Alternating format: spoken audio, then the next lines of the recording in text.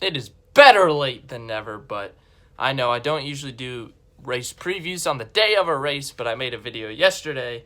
I thought it was a really good idea, so I posted it yesterday. If you haven't seen it, go check it out. Timmy Hill executes Order 66.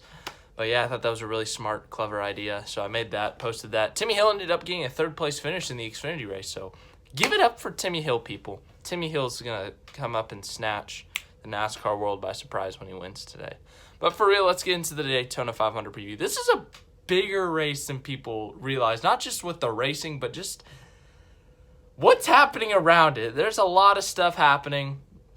For one, it's the largest purse, I think, in the Daytona 500 history. Let me pull that up real quick.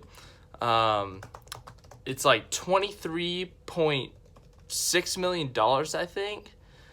And that's a lot of money, $23.6 million. That's the largest purse in Daytona 500 history. It's sold out yet again. It's another sold-out race. The President of the United States is going to be there. Barstool's going to be there. Barstool, obviously, is a big deal. Has recently gotten involved with NASCAR with sponsorship and launching that NASCAR Finish Line app where you can win $50,000. I mean, they have really been invested in the sport. Barstool's president, Dave Portnoy, is going to be there. They have a large media impact, and that's a big deal for NASCAR because people are going to see that. They love Barstool, they love Dave, and they're going to go, oh, let's watch some NASCAR, and if this is a really good race, it could pull them in. So it's a big deal just for fans. Obviously, the President of the United States being there, I'm not getting political with that, but I don't care what you think about it. This is a big deal for NASCAR that the President of the United States is going to be there.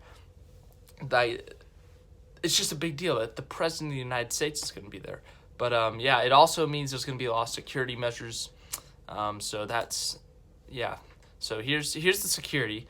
The U.S. Secret Service will have more than 500 agents on site at the Daytona 500 tomorrow, according to people briefed on the security plan. This is one of the largest presences by the Secret Service in all of American history. Air Force One may fly over the track before it lands.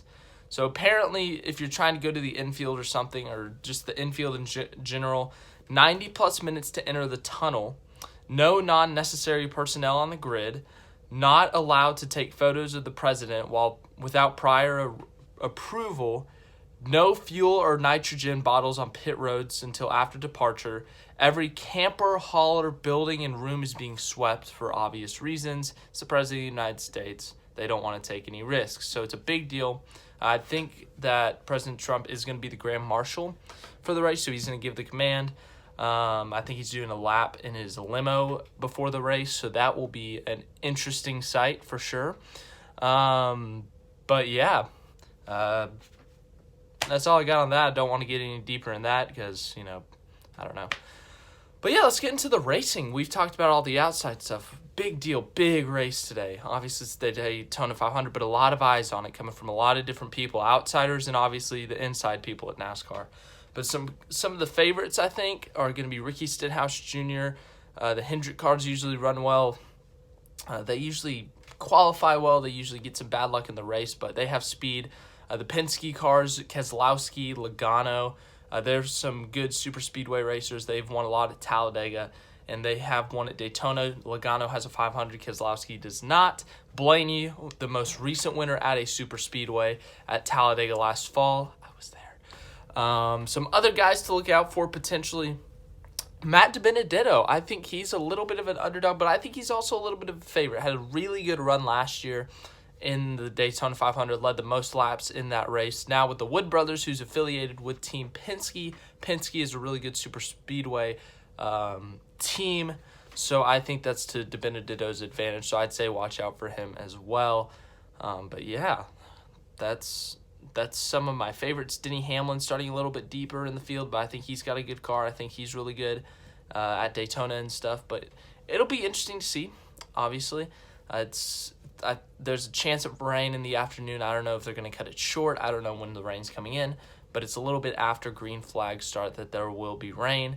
Hopefully it misses. Hopefully it's north, south, or east of the track. Hopefully it doesn't come westward. I'm not a meteorologist, so I'm not going to try to go into that. But our most recent winner at Daytona, Justin Haley's in the field. Watch out for him. But yeah, let's get into some predictions. Let's go with some bold predictions first. I'm feeling some bold predictions first. All right. You're going to be shocked by this one. I think that Timmy Hill, I think that he caps off the perfect weekend, the career weekend, and he gets a top 10 in the Daytona 500. That's right. Timmy Hill starting 32nd in the MBM Motorsports car. I think that he has the run of his life, and he gets himself a top 10. After a third place in the Xfinity Series, making the 500, I think he just caps this weekend off with the top 10. Has an incredible run. I'm going to go with Timmy. Hopefully he has a good day. I'm rooting for him. I really like Timmy Hill. I think that Chase Elliott finally gets a better than 14th place finish. That you may wonder why that's a bold prediction. His best finish in like 10 starts at Daytona is 14th, I think. I think he finally breaks that. I don't think it's a win, but I think he gets like 12th or 13th. But I think he finally does better than that. He always crashes out or does something dumb at the end. So, yeah, I think he finally breaks that. And I think that's it for bold predictions. Let's get into more race predictions. I think it's going to be a normal Daytona race. You're going to have some big crashes towards the end. They're going to be a little more calm at the beginning. But for the racing itself, I expect a really good race. The truck race was a really good race. I didn't watch the Xfinity race, but I heard that was a really good race. The duels were really good races. And if they can control it, I think it's going to be a really good race. You're going to have side-by-side pack racing. With this package, you can block more. The cars handle better, it seems like, where you can make more aggressive blocks, more aggressive moves without wrecking yourself, but wrecks still happen, obviously. So I think that'll be interesting.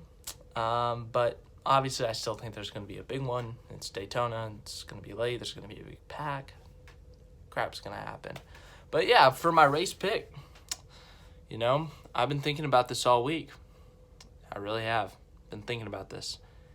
I'm torn. There's one guy that it would be out of nowhere, and like he's a favorite every other week except super speedways.